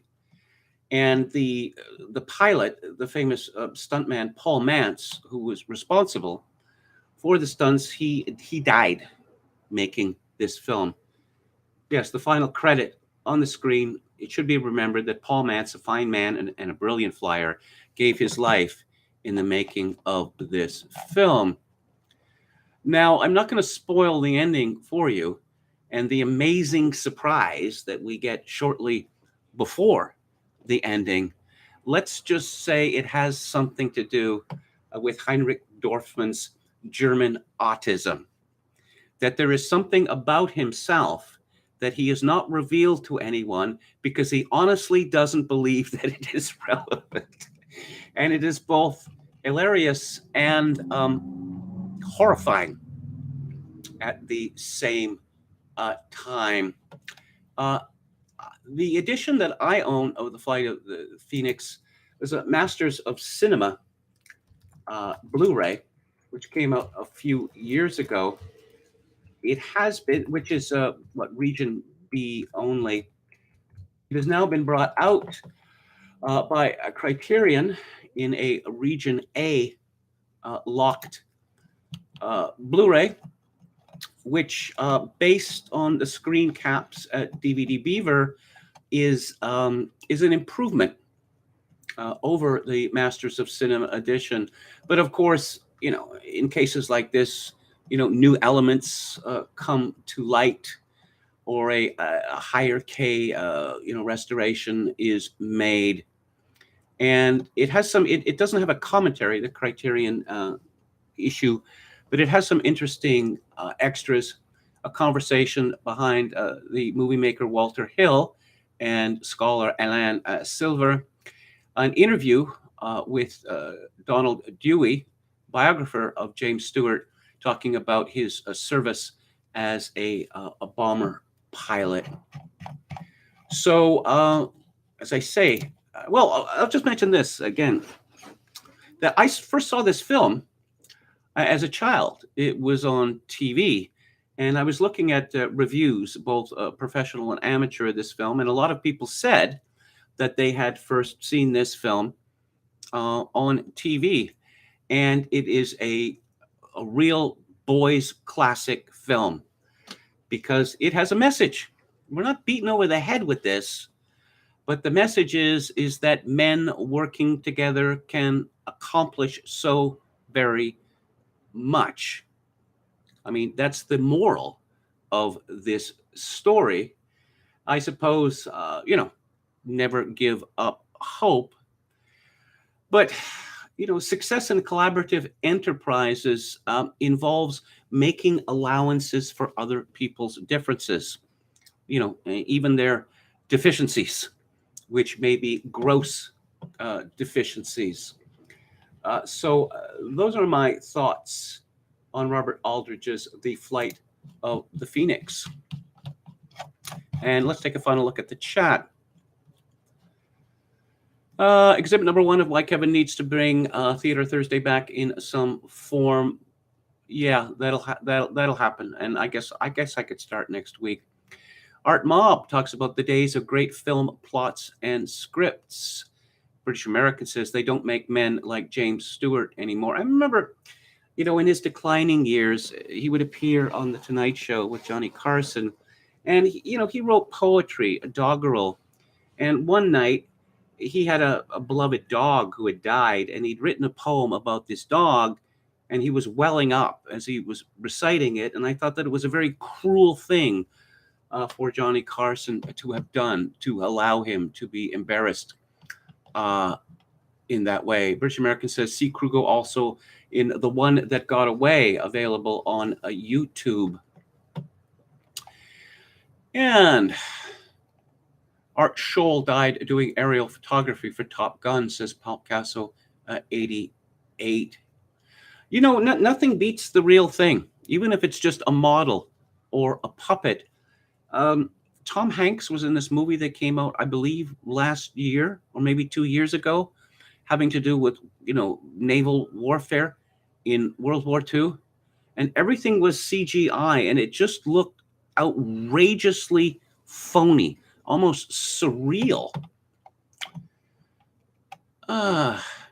British American says, but again, Germans were amazingly autistically brilliant in tech. Anran says, yes, there is a YouTube video in which a World War II historian, Holland, gives some very specific examples, like the Germans did this and this and this, and the Allies just used a burlap bag. Germans focused too much on technical innovation at the expense of prioritization of projects and overall organization. British excelled in these latter areas.